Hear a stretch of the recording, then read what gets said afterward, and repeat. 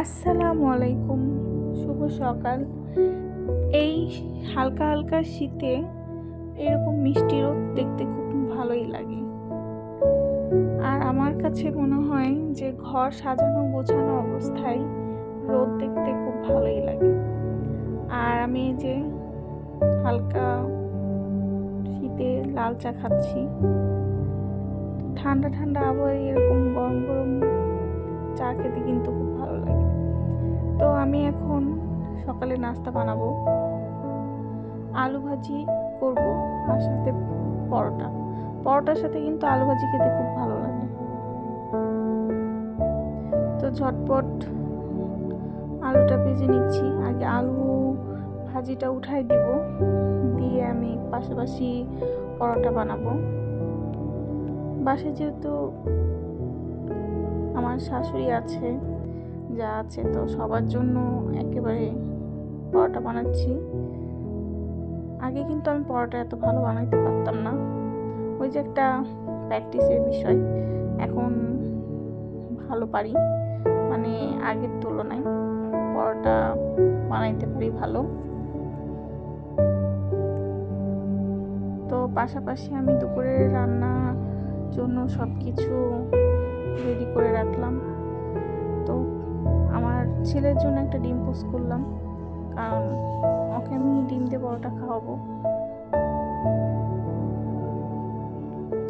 তো এইদিকে পরোটা সব ভাজা অলমোস্ট হয়েই গেছে। এখন দুপুরে রান্না বান্না করব।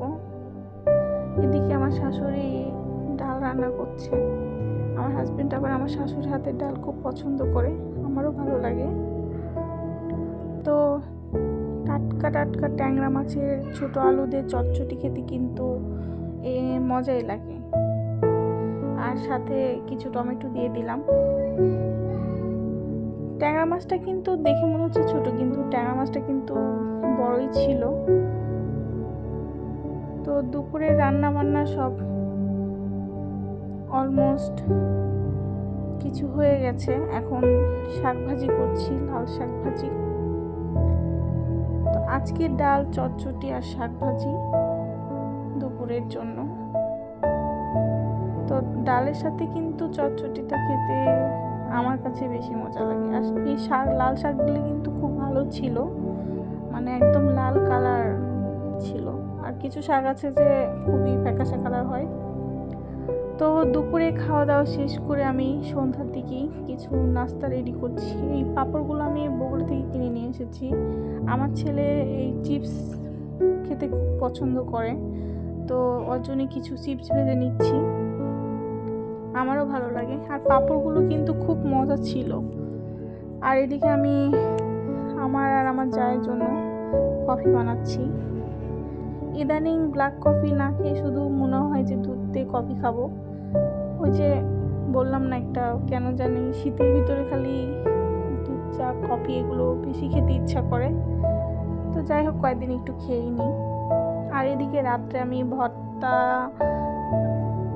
করেছি, আলু ভর্তা, মিষ্টি কুমড়া ভর্তা, ডিম ভাজি, বেগুন ভাজি। তো এই ছিল আমার আজকে সারাদিনের ব্লগ। তো সবাই ভালো থাকবেন, আর আমার পেজটাকে follow, likes, comment and share দেবেন। আল্লাহ হাফেজ।